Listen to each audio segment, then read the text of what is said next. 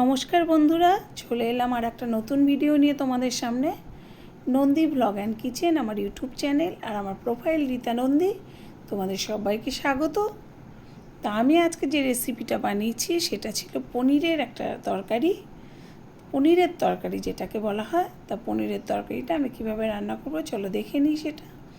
প্রথমে পনিরগুলোকে আমি এইভাবে ডুমো ডুমো করে কেটে নিয়েছি। কেটে নিয়ে কড়ায় তেল গরম করে তার মধ্যে আমি পনিরের পিসগুলোকে দিয়ে দিলাম। তবে অবশ্যই পনিরের ভেতরে আমি সামান্য একটু লবণ আর সামান্য একটু খুবই সামান্য একটু হলুদ দিয়ে পনিরটাকে মেখে নিয়েছি।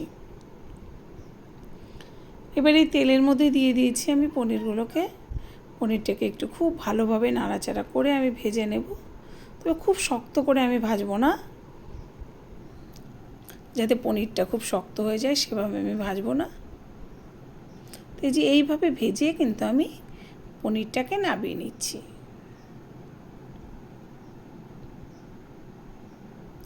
পনিরের তরকারি আমি কিন্তু একদম নিরামিষভাবেই রান্না করি। পনিরের তরকারি আমি কখনোই পেঁয়াজ রসুন দিয়ে রান্না করি না, নিরামিষ করে রান্না করতেই আমার ভালো লাগে। এবং আমাদের বাড়ির সবাই পনিরের তরকারি আমরা নিরামিষ খেতেই পছন্দ করি।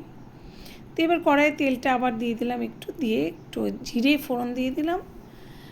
অবশ্যই আমি জিরে দেবো এখানে। আর ফোড়নটা যখন একটু ভাজা হয়ে গেল তখন আমি এখানে দিয়ে দিলাম আলু কেটে রেখেছিলাম আমি আগে থেকেই, সেই আলুটাকে দিয়ে দিলাম।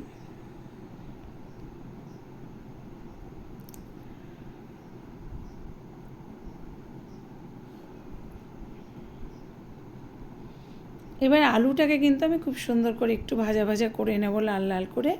আলুটা যদি ভাজাতেই সেদ্ধ হয়ে যায়, মোটামুটি আর কি সেদ্ধ হয়ে যায়, তাহলে কিন্তু সেই তরকারিটা খেতে খুব টেস্ট হয়। আর তা না হলে জল দিয়ে আলু সেদ্ধ করলে সেই আলুটা কিন্তু খেতে অতটা ভালো লাগে না। তো এই যে আলুটা যখন ভাজা হয়ে গেল, আমি দিয়ে দিলাম একটা মশলার পেস্ট। এখানে ছিল জিরে, আদা, লঙ্কা, ছিল 4-5টা কাজু বাদাম, 3-4টে কিশমিশ, আর ছিল একটু চারমগজ। চারমগজটা খুব বেশি নয়, 1 চামচ, ছোটো চামচের 1 চামচ। আর দিয়ে দিলাম অবশ্যই স্বাদ মতো হলুদ। এটা তো দিতেই হবে, বলার কিছু অবকাশ রাখে না। তো এইবারে কিন্তু এই মশলাটাকে আমি খুব সুন্দর করে কষিয়ে নেবো, একদম সুন্দর করে, যাকে বলা হয় মশলা কষানো সুন্দর যত হবে খেতে সুন্দর তত হবে, বাড়ির মানুষের মন তত ভরবে। তাই আমি খুব সুন্দর করে মশলাটাকে এইভাবে কষিয়ে নিচ্ছি। মশলাটা কিন্তু অনেকটাই তেল ছেড়ে এসছে, অপূর্ব দেখতে লাগছে মশলাটা থেকে। আর এই সময় যে রান্নাটা যখন করছিলাম, অপূর্ব সুন্দর একটা গন্ধ আসছিল, খুব সুন্দর গন্ধটা।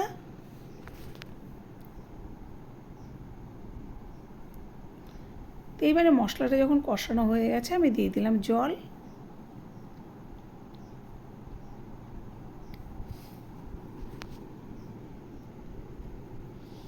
তবে এবারে আমি যেটা দেবো সেটা হচ্ছে, তোমাদের দেখিয়েই দিই আমি বন্ধুরা, লবণ দিয়ে দিলাম। লবণটা আমি আগে দিয়েছিলাম না, আমি এই সময়টাতেই লবণ দিই তরকারিতে, জল দিয়ে তারপরে। তো এইবারে কিন্তু ঝোলটাকে বেশ সুন্দর করে আমি ফুটিয়ে নেব। ঝোলটা যত সুন্দর করে ফুটবে তত তরকারি খেতে কিন্তু টেস্ট হবে। তাই এবারে ঝোলটাকে আমি এরকম সুন্দর করে একটু ফুটিয়ে নিচ্ছি। তো বেশ কিছুক্ষণ ফুটিয়ে নেবার পরে এবারে কিন্তু এই যে ঝোলটা এই অবস্থায় যখন এসছে, আলুগুলোও মোটামুটি সেদ্ধ হয়ে গেছে। ওই যে বললাম, ভাজাতেই যদি আলু সেদ্ধ হয়ে যায় তবে সেই আলুটা কিন্তু খেতে অনেক বেশি টেস্ট হয়। তো এইবারে কিন্তু আমি দিয়ে দেবো ভাজা পনিরগুলোকে।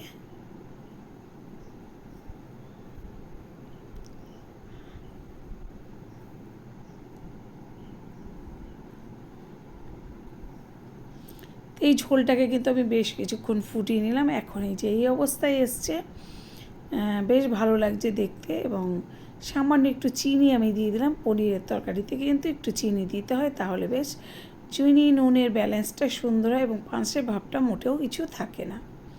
তো ঝোলটা আর একটু সময় আমি ফোটাবো।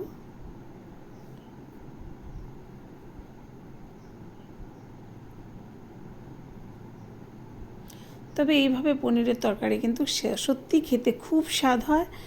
আর এটা কিন্তু রুটি দিয়ে, পরোটা দিয়ে, নান, সব কিছু দিয়ে, লুচি দিয়ে তো খেতে ভালোই লাগবে, সব কিছু দিয়ে খেতে কিন্তু বেশ ভালো লাগে। তো তো এই যে রেডি আমার পনিরের তরকারি, তবে শেষে কিন্তু একটু ঘি দিয়েছিলাম, সেটা বলা হলো না। তো যাই হোক, নন্দী ব্লগ অ্যান্ড কিচেন আমার ইউটিউব চ্যানেল থেকে যেসব বন্ধুরা তোমরা দেখবে অবশ্যই চ্যানেলটাকে একটু সাবস্ক্রাইব করে দিও।